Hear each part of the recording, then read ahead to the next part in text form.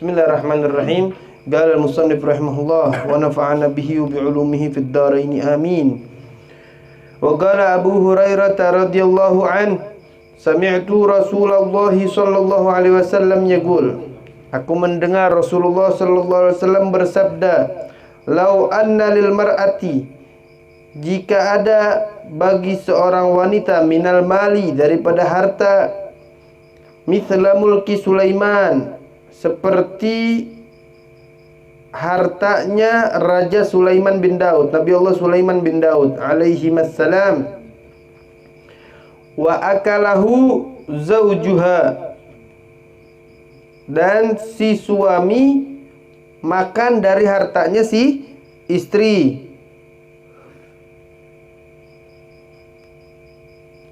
dan si suami makan dari hartanya si istri. Tsumma qalat lahu, kemudian si istri berkata kepada si suami, aina mali, mana hartaku yang kau makan, di mana? Illa ahbatallahu amalaha arba'ina sanah, kecuali Allah hilangkan, Allah lebur amalnya selama 40 tahun. Allahu Akbar.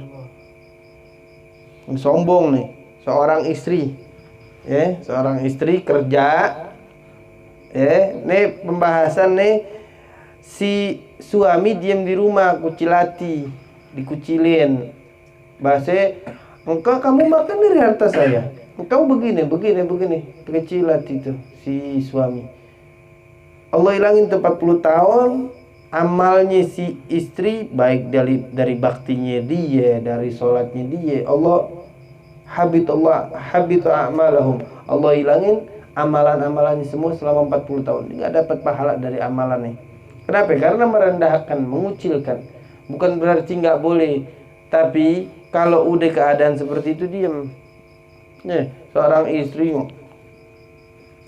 bahasa kasarnya orang sekarang, kamu datang modal apaan? Modal baju yang dipakai, sisanya aku yang kasih makan, sisanya ini. Naudzubillah min dzalik. Makanya di akhir zaman, makanya perempuan tuh lebih afdolnya, bukan saya ngelarang bukan, lebih afdolnya di rumah. Laki biar punya pikiran, oh ini laki baik, terima aja, bukan berarti gak boleh. Boleh, cuman biar punya pikiran, tanggung jawab. Ini kita ngambil anak orang dengan amanat dari Allah. Uzawwijuka ala ma amarallahu bihi, tuh, atas apa yang Allah perintahkan. Ini amanat yang Allah kasih nih, bukan sembarangan main-main. Kalau udah jadi begini sakit hati, yang rugi siapa? Itu istri, kesian. Nanti udah kayak begini keadaannya, amalannya dihapus sama Allah, dilebur, di akhirat ditagih kita. Ya Allah, saya nggak dikasih nafkah, gimana coba? Ini timbal baliknya nih, boleh nih si istri ngomong begini, hancurkan istri nih amalannya. Tadi di akhirat kita yang kena habis. Makanya zaman sekarang nih kebalik, malah suami cik piring di rumah, cik baju, ngurusin anak, makannya anak, bini yang cari duit keluar. Mana nih akal? Ini mau balik ke jahiliyah lagi? Jangan sampai. Sesusah-susahnya kita tetap harus memiliki tanggung jawab. Cari, puter otak, cari duit. Buat apa? Buat mencukupi, bukan buat jadi kaya. Buat mencukupi kewajiban nafkah sesuai syariatnya Nabi Muhammad. Ingat baik-baik nih, jangan udah kagak ada, kagak mau gunain. Allah kasih akal sehat, kita bukan binatang. Biar tahu kita bukan binatang, kita dikasih akal sehat buat cari duit. Ikhtiar, mintip sama Allah. Masa ya Allah nggak bantu? Mustahil Allah nggak bantu. Kalau udah kena kayak begini, aina mali, mana harta saya? Gue makan dari harta saya, mana? Mau kata apa kita? Malu. Suami, ya Allah gue direndahin. Habis itu ngoci dah suami. Lu sama suami perhitungan begini. Padahal salah sih suami. Jangan. Biar tahu nih keadaan nih. Nih hadis nih ada terjadi keadaan seperti ini. Hati-hati. Cari duit di sini ikhtiar kita harus. Kayak pagi keluar aja. Cari ikhtiar apa nih yang mesti kita, misalnya kerja sama orang, kerja dulu buat ngumpulin modal. Salah? Enggak. Dicari duit buat menuhin. Jangan sampai nanti akhirnya kita jadi dituntut sama istri. Naudzubillah min dzalik. Naudzubillah min dzalik. Serem banget ini. Si suami oncang-oncang kaki, bini yang pusing mencari duit, gitu santuy-santuy aja, makan, tegiran diginiin. Ayo, gimana? Sakit hati. Si istrinya juga pahalanya habis. Udah nggak ada yang bener akhirnya. Nggak ada yang bener. Mesti ada menteri dalam negeri, menteri luar negeri.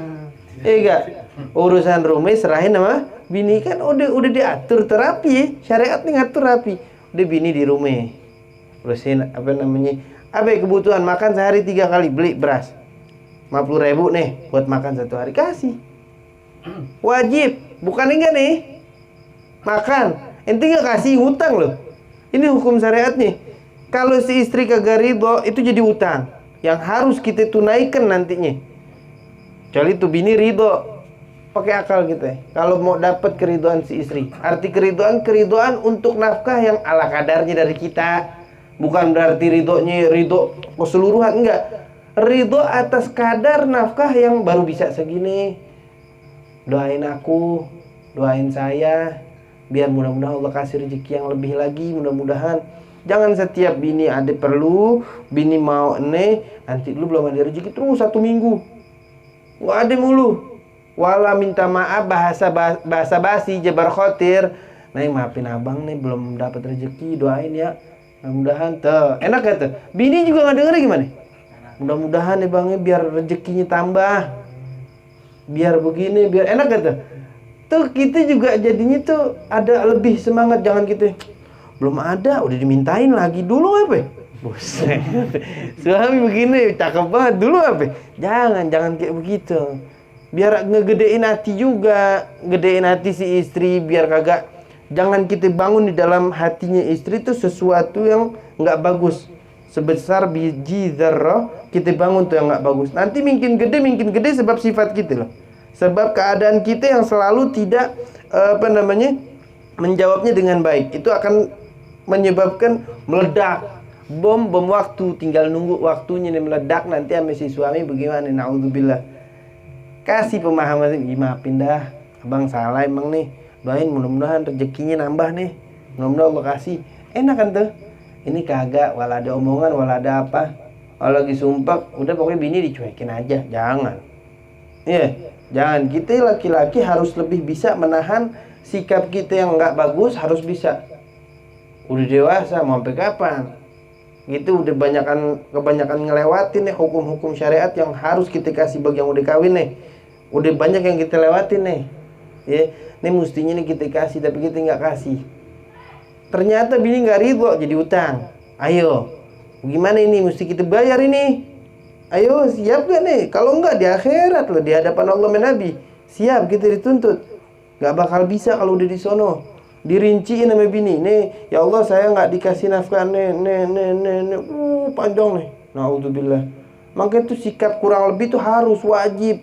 Jangan mau jadi kayak orang kita nih mau hidup okem, ogah kerja apa itu? Okem, ogah kerja. Ada tuh singkatannya tuh, ogah kerja enak makan. Okem, ogah kerja enak makan. Tahunya tinggal makan. Naudzubillah min dzalik. Hati-hati, laki nggak boleh begitu, ya. Laki nggak boleh. Atau dua-duanya kerja. Boleh-boleh aja. Lebih baiknya yang laki atau dua-duanya kerja. Ini kejadian sekarang banyak anak dititipin sama neneknya. Tegiran udah gede, akhlaknya nggak bagus, yang disalahin siapa?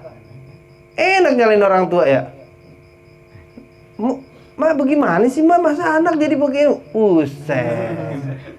Emak jadi kayak babysitter, tinggal tiap bulan 1 juta, segala 1 juta.